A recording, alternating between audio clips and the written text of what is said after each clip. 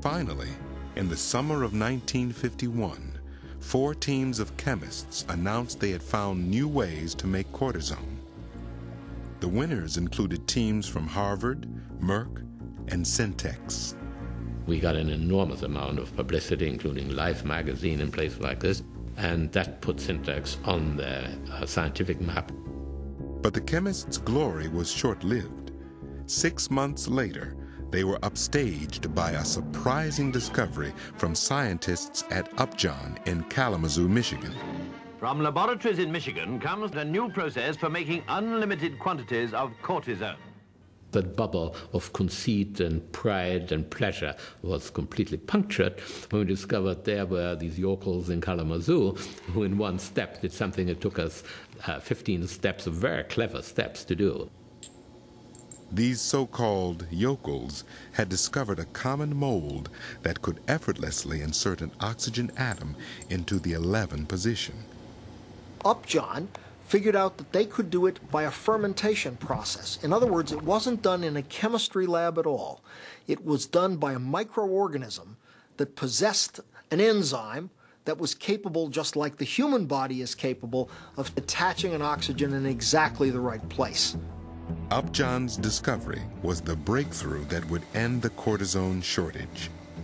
Its mold could work its oxygen-inserting magic on a range of steroid materials, including Julian's compound S.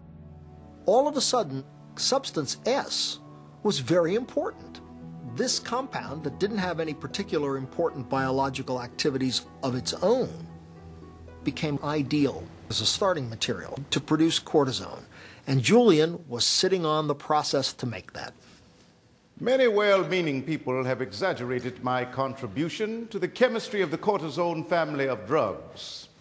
I have even read somewhere that I was the discoverer of cortisone. Not so. But we made a good choice indeed in choosing to synthesize compound S as our first endeavor. Cortisone could now be made from compound S simply by dumping it into a tank and throwing in a microorganism and fishing out cortisone after the organism has done its work. But Julian's compound S was not the only material Upjohn's mold could transform into cortisone. Suddenly, Upjohn came to Syntex, I still remember because I was there, and said, would you quote us the cost of progesterone at a ton level? Well, we were completely flabbergasted. At that time, still, the world demand was a few 100 kilos.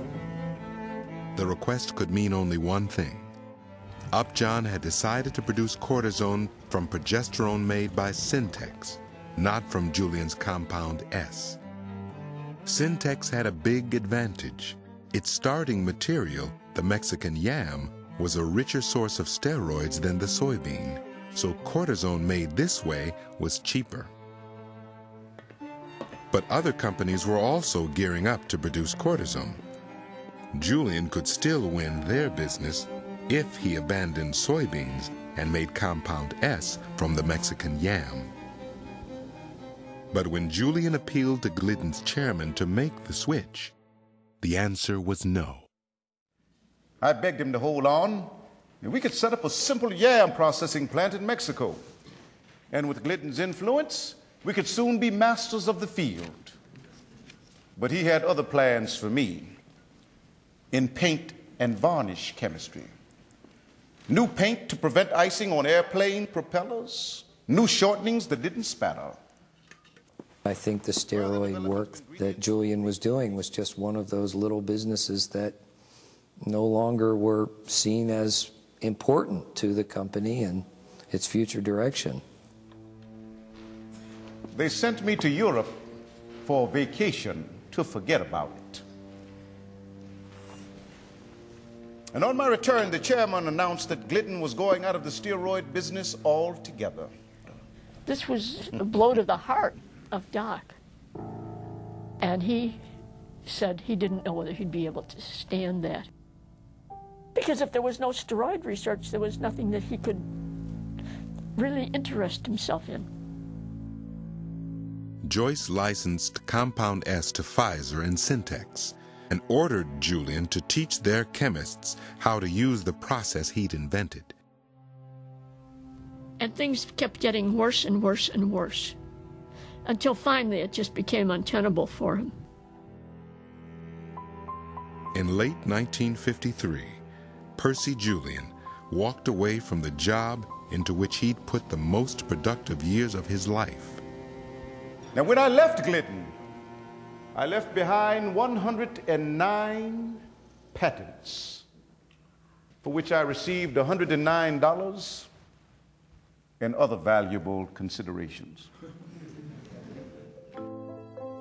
One of those patents was for Compound S. Just as Julian predicted, it went on to become a key ingredient in the production of cortisone, helping to make the drug available to millions at a reasonable price. The fact that Julian could do what he did while working in a paint company strikes me as just remarkable. He didn't just do these things because glory would be his if he succeeded. There always is in Julian's work this sense of aiming for something big because it's going to be useful for people. But to fulfill his ambition, Julian would now have to reinvent himself as a businessman in one of the most cutthroat industries in America. Within a few months, Julian was back on his feet as president of his own chemical company in Franklin Park, outside Chicago. We had left the Glidden Company and moved out to this place that was loaded with rats and mice and everything else.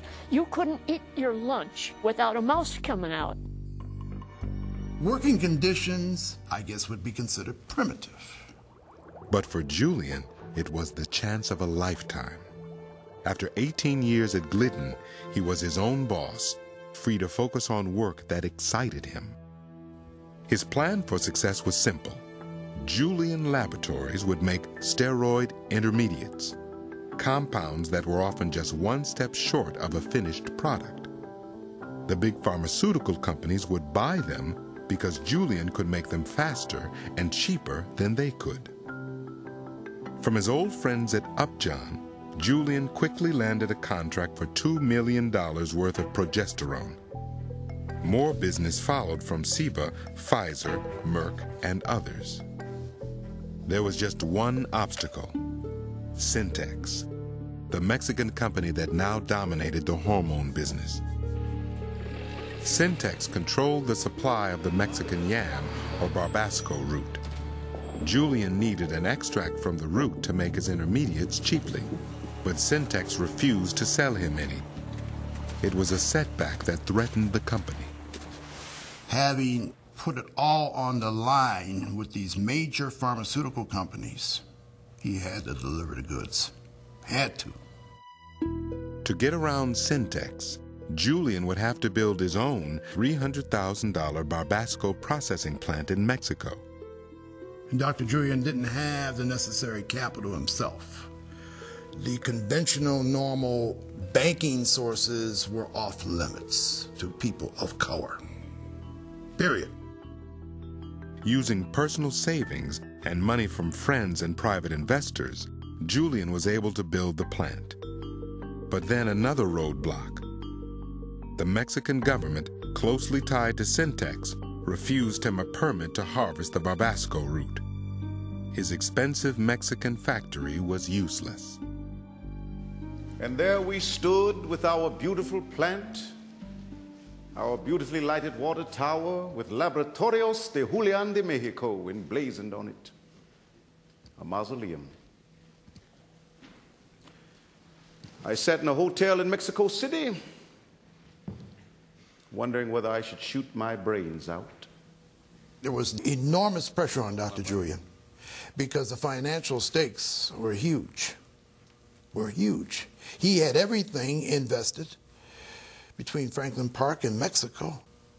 And so this was a pressure time. And then a strange thing happened. There was a knock on the door, and in came a man named Abraham Slotnick, a man that I had helped out of Hitler's Germany. Abe said he was sure the yam grew in Guatemala, and he volunteered to make an expedition for me. I told him I was broke, ruined. I didn't know when I could pay him back, but he said, "You've already paid me back."